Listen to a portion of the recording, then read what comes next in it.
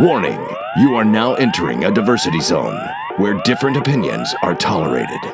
This is not a safe space. This is Pellowe Talk. Mrs. A, thank you for joining me on Pellowe Talk today. Appreciate your time and the insights that you're about to offer us. Thanks, David.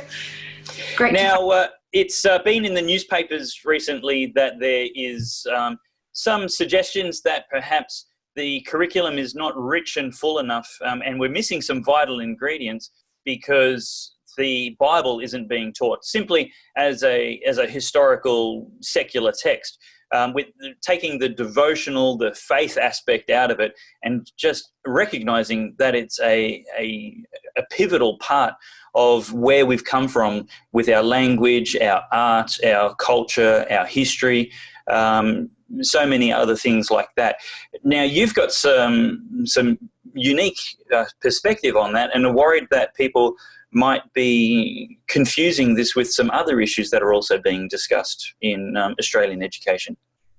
That's correct, David. Over the last 2-3 years, there has been reviews into the removal of SRE, SRI, religious curriculum content or subject from our schools. That's our government schools, our primary schools, and our high schools. Okay, and that is very separate to having a curriculum content focusing specifically on the Bible. Okay, so we've got this discussion going on about historical context of the Bible. That's only going to be happening in high schools. That has never happened in primary schools. Okay, so people need to be aware of the differences between that Bible study or that curriculum content that I really do feel we need to have, okay, and the SRE, SRI discussion that's going on to remove religious classes from schools altogether. And so how pervasive is this conversation? I mean, there's always angry atheists wanting to, and militant secularists wanting to aggressively exclude any scent, any whiff of religion, faith, or specifically Christianity from Australian public life, whether it be prayer in Parliament or special religious education or special religious instruction in schools. But is this just the normal background hubbub going on of them always being unhappy that we have a Christian cultural heritage? Or is there a particular concerted push in recent times or at the moment? I think there is a real concerted push that is going on, and I don't think people are fully aware of it. Now, you and myself and many others, we may be sounding like we're alarmists. We may be, sounding like we're the nutcases. But there are actually little things that are actually going on, and there are conversations going on. There are conversations going on at a higher level that you and I aren't privy to, that the general public is not aware are going on. Okay, now, as I've said earlier, let's just put the Bible content aside for a moment. Over the past 2 or 3 years, there have been reviews into the removal of SRI, SRE from schools, okay, specifically in New South Wales. Now, traditionally in our schools since the 19th century, we have had the SRE classes going on. They are classes that only go for 40 minutes each week, 40 minutes. Okay, by the time children leave their own classroom, by the time they go to their new classroom, they'd be lucky if they're in these classes for 25 minutes. So, but let's just say the 40-minute classes. Okay, there's a very big push to have these removed. We've got the Australian Secular Lobby Group, which is one of the big lobby groups that is pushing for this removal. Now, in Victoria, in 2015, it was removed from the curriculum. Okay, SRE, SRI has been removed from the Victorian curriculum. Okay, it does not happen during school time. If parents want their children to attend SRE lessons, they have to do it outside of school hours. It can take place on school grounds, but it's outside of school hours. Some schools, I believe, are doing it at lunchtime. Some are doing it after schools. Okay, now I'm sure that there's going to be a lot of atheists. Sorry about that. So you're saying in Victoria, the religious education, that's the way we've all grown up, part of every Australian childhood, is now excluded from school hours already in Victoria? it's already excluded from school hours. Wow. Okay, so what I've read, the articles that I've read, that is excluded. Okay, so now there's a push to have these classes removed in New South Wales and other states as well. So my concern is if you remove those classes, which were always originally special religious education, now we've got to be really careful with the words that are used, because this is how the lobbyists confuse people. Okay, and this is how, people that, there's a lot of atheists that are sympathisers to Christianity and to Christian believers, okay, and they do support us. But then we have a lot of atheists and other religions that are just happy for it to be removed altogether, and they're not recognising the impact that is going to have on their lives. I know a lot of conservatives that are atheists. Okay, a lot of people say, oh, let's get rid of it altogether. We need that time to be focusing on the 3 R's. Well, let me tell you, 40 minutes of 3R teaching, it's not going to make a difference. Okay, because I wouldn't trust that the 3 R's is what we're going to focus on if we were to take that, give that 40 minutes back to standard curriculum. Yep. People need to be aware. SRE is special religious education. So that's where it's educating about a particular religion. Okay? SRI is special religious instruction. Now, the lobby groups who are against religion will have you believe that SRI, if they use the term SRI, you're being indoctrinated into a religion. Okay, and that can be very dangerous, because the word indoctrination and instruction, okay, it can often come with it some bad connotations. But it's always been special religious education. You're learning about your faith. So why do you think special religious education needs to be a part of the school curriculum every school hours? Why does that need to be part of every child's education in Australia?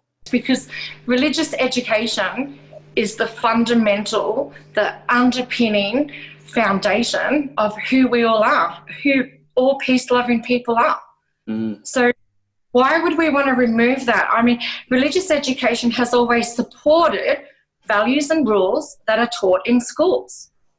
And I've had school teachers come to me and show me, and I have been reading through this, okay, what's coming in schools that's going to replace our values system that's been underpinned by faith is this.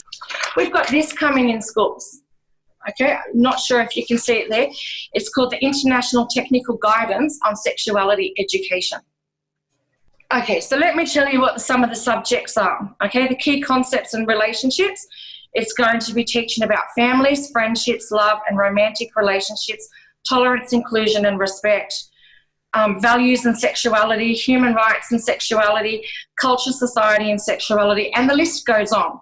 We're into the social construction of gender and gender norms, gender equality, stereotypes and bias. I've just read you a few of those. Wow. Okay. And that's primary school and high school? Primary school and high school. Goodness this is me. the value system that is coming into our schools. Wow. Okay. When it comes to sexual health, I don't have a problem with sexual health being taught at appropriate age. Okay, and that age may not be until somebody leaves school. It may be in high school, your typical sex ed. Okay, that's a totally different discussion. Okay, so we'll just leave that one alone. We're talking about values and belief system. For the record, we will leave it alone, but for the record. For now. For now, for this interview, but for the record, that's a conversation that needs to be had. Yeah, no, my kids taught sexuality at home, and no government employee may ever instruct my children on sexuality. That is my right and my exclusive right, and there is no way that a government employee will be teaching that, no matter how well motivated or how good the teaching. Forget it. That's a parent's job. Now, if there are other parents that want that service, then that should be an opt-in outside of school hours, because forget about it. That's not something the government has a responsibility to teach my children. That's a parent's responsibility. But like you said, a different interview, perhaps. Yeah, and I agree with you, and opt in. Okay, Stokes has been quoted as saying that, negative sex education content is not appropriate or the role of special religious education. Now, Say that quote again, please. It'll shock you. He was quoted as saying that a negative sex education content is not appropriate or the role of special religious education. So he's saying that someone instructing and educating what a faith holds or is taught, like, for example, by the Bible or God, as being ideal and inappropriate behaviour is not something that religion should teach. Correct.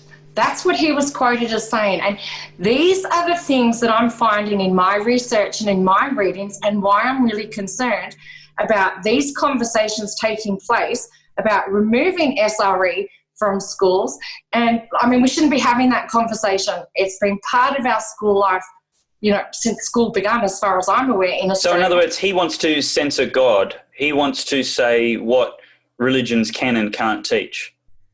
They want to censor your values and your beliefs and replace it with one set of values, which is what I had showed you. Because when I go through the document for the International Technical Guidance on Sexuality Education, it is talking about a values and belief system, about families, about values and sexuality, about culture and society, long-term commitments and parenting. It's talking about all that content that we do have in all religions. Every religion talks about, families. It'll have some content about, what their values are, what their beliefs are, what, parenting beliefs are, all those underpinning foundational beliefs that people have within their religions and within their communities that have been, most have been operating pretty well for a long time. That's all being ripped away and being replaced with what I would consider to be the Bible of the UN.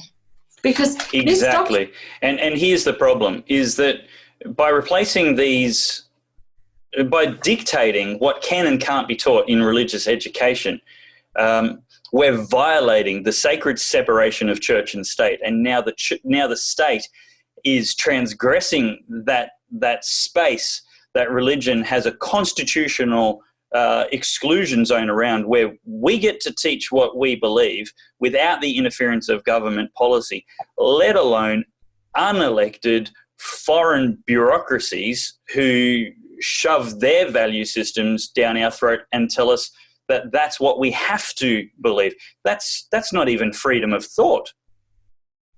Exactly right. You've just said it. It's not freedom of thought. We are being led towards one set of values, one set of rules, one set of beliefs. Okay, that is my concern, is that this is in. Okay, they don't hide the fact. It's got on the front of it, Education 2030. Okay, when you go through and read the preambles, okay, sorry, I've got it here. When you read the forward and the preambles, we have things about, young people have not stood alone. They've been joined by communities, parents, faith leaders and stakeholders in education. And then it goes on to say, but they haven't done enough. And then it goes on, despite these advances, too many young people still make the transition from childhood to adulthood, receiving inaccurate, incomplete or judgment-laden information. Judgment-laden. Okay, affecting their physical, social and emotional development. What they're implying with that statement, pejorative use of that statement, is that we should not use our own judgment, we should rely entirely on theirs. That's correct, that we should just be relying on the UN. It's there, it's all by the UN. These are the thoughts. It's like thought police, basically. And this is why I'm really concerned that these conversations are going on and the wider public isn't aware. And that's why I say to you, I want to put the sex health side aside, because as adults, we know how important that is. And that's totally different okay, to a values and belief system. Absolutely. Okay. What this is 20th century Bolshevik dictatorship, where the parents are removed from the equation. Your children don't belong to you anymore. Now they belong to the state, and the state will educate them, and the state will encourage them to report their parents' thought crimes against the state. And, it's just dividing and breaking up families, denying the rights of individuals, and making the state the only thing that matters. Now, it looks like you dropped your phone.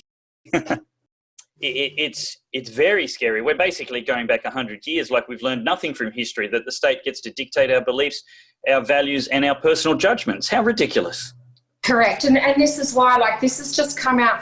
Okay, this is the new release that was released in 2018.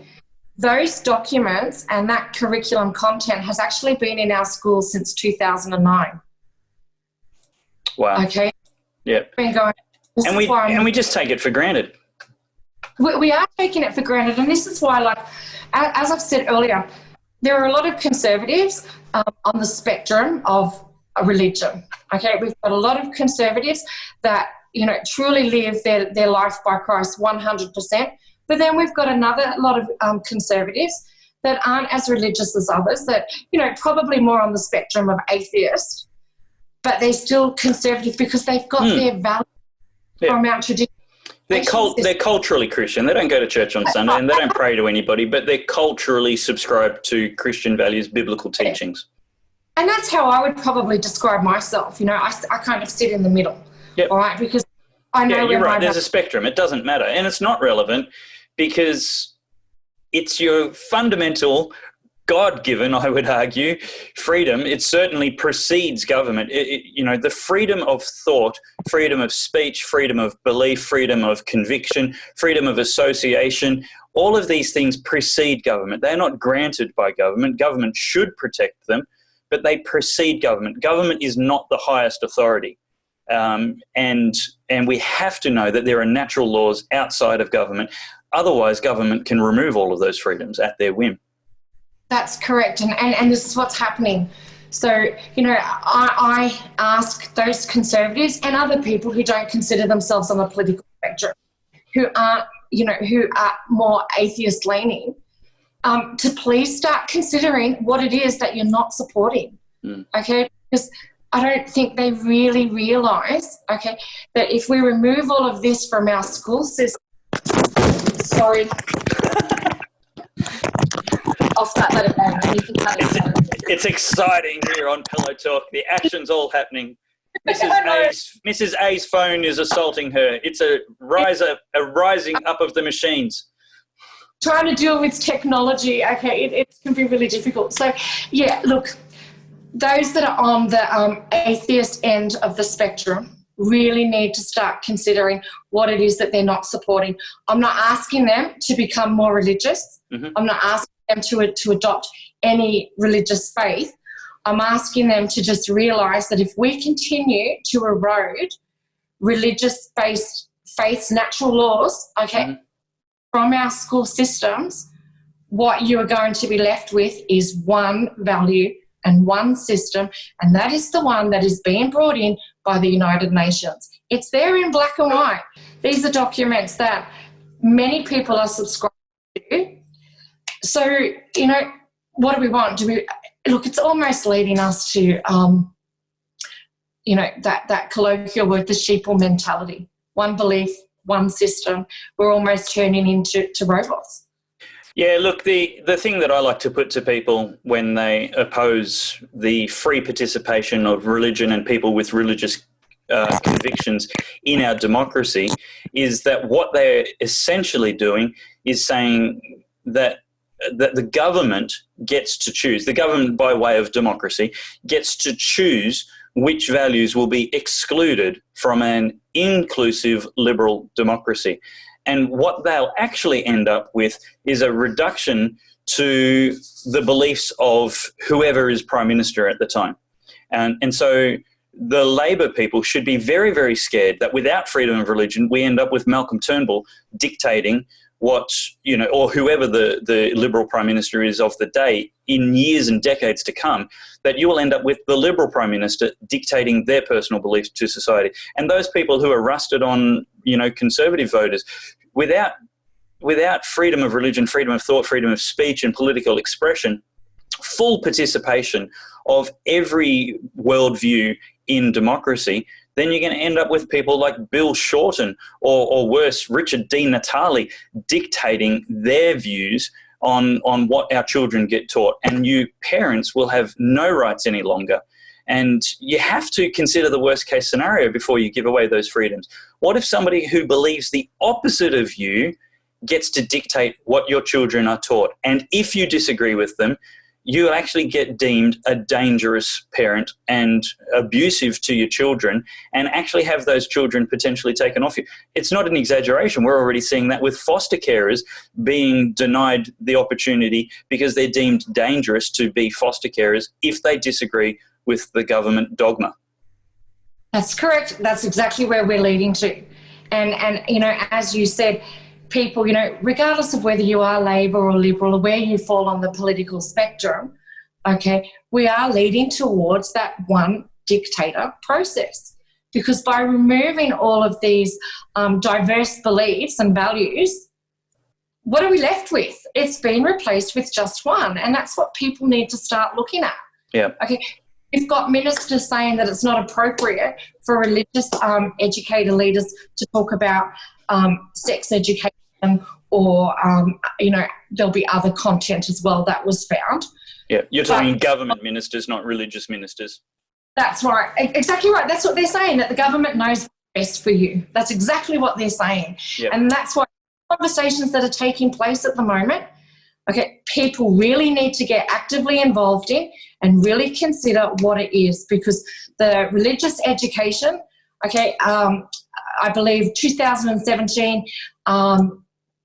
the percentage was in primary school, the participation rate was 70%. In high school, that dropped to 30% participation rate. Okay, as I said, in Victoria, it's no longer a part of the system. Look what's happening in Victoria. Yeah, it's exactly. Look at the social decay going on. Not coincidental. Exactly right. The more we remove really good, strong, fundamental foundations that have served not just the Western world, but almost the entire world really well for many, many centuries, the more we remove these strong fundamental foundations, we're seeing a further decay of society. Yeah. Because as you brought up earlier, who's teaching that it's not okay to go and steal? It's absolutely pernicious what's going on. We've got the clear and public attack on Christian values and Christian teaching going on, and at the same time we're importing indiscriminately contradictory values, values that aren't, cultures that aren't conducive to a civil society, without any filter or prioritization at all, without any regard to social cohesion or integration. And then we're going, how come we've got this big problem? How come we've got all this violence? How come people are afraid to live in Victoria and Melbourne, the socialist state of Comrade Daniel Andrews? Like, what's the problem here? The problem is you're attacking the foundation the nation was built on, and then you're piling these unbalanced values on top of a crumbling foundation. Of course things are going to get damaged. That's right. And then our youth within our schools who don't have these strong, fundamental, really good values and belief systems, they're growing up thinking that what's going on is normal.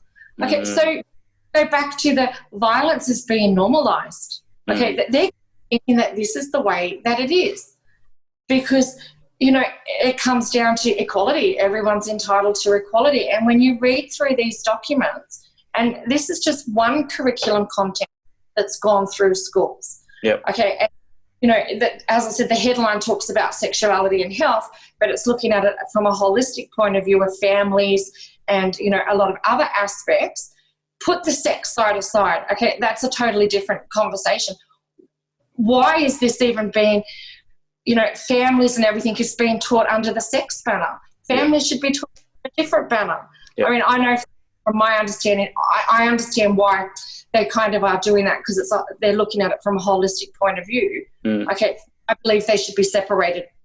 Yep. Okay, that's sex content is a totally different content that, you know, on its own, but then we have all these other values and beliefs that are being built into it. Yeah.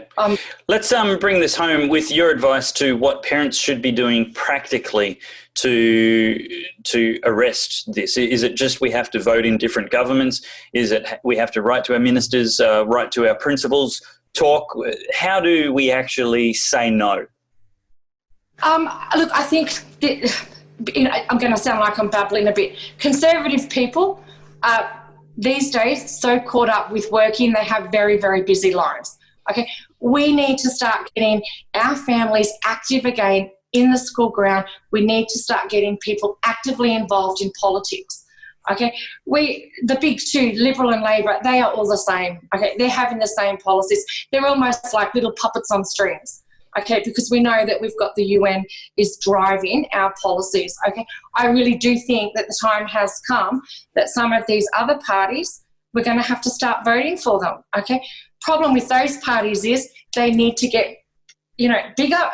At the moment, they can't be mainstream. They can't be the major party because they're not running enough candidates. Okay, keep voting for the Pauline Hansons and the Cory Bernardis, but they're only a small amount of people that are running and have a chance of candidacy. Okay, I don't think they're going to be able to make a difference in the short time that we have. Time is running out. So you're suggesting we have to make the religious education an election issue? It needs to become an election issue. Education needs to become, not just religious education, but education as a whole needs to become a major education issue. Okay? So socialist is taking over. These need to become major political issues at every election, be it state, be it federal. Because what's going on in our education system, okay, we're watching generations of children being indoctrinated with totally different values and belief system to what you and I have. Look, that's probably a really nice way to sum it up altogether, because you've got safe schools and then gender theory being taught under a different name every week. But if we include it all in one bucket and say education, but not broadly, you know, we need education funding and we need, you know, colonial history versus, you know, irrelevant things. What we're talking about is the government's hands off the values education of our children, which comes down to sexuality, religion, you know, and all of those areas actually are very similar, very, very proximate to each other. And we need to stop abusing parental rights and children's innocence in our education system. Yeah, but we do need to look at education as a whole. The whole system of education from the federal to the state needs to be a significant political issue at all the upcoming elections, okay? Because the funding, it's all interlocked, it's all interwoven, it all affects each other. But this hands off, yes, we need to be starting to highlight these issues and people need to be aware. I do, you know, I know I'm going to sound alarmist, but I really do believe that we are running out of time. Okay? When there's a wolf at the door, the alarm needs to be sounded. You can't not be alarmist when it's appropriate to be alarmist. And there's a wolf at the door. Parental rights are being usurped and replaced with unelected foreign bureaucracies, the United Nations agendas. And our children are being abused and sexually assaulted with horrible gender theory, indoctrination, care of you know, public servants and Marxist academics.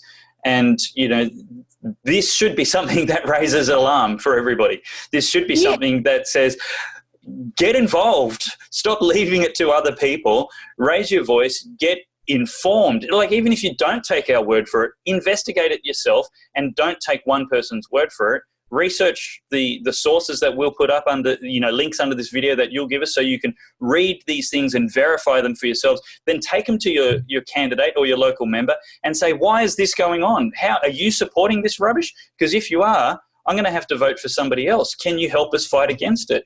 this is the time to be alarmed. Yeah, it most definitely is. I keep saying that time is running out. We need more people to be standing up, okay, and running so that we do have somebody else to vote for. I really believe by 2020, values and belief system that we've grown up with will be completely stripped from our systems. Yeah. The Conservatives are such busy people. They're busy working.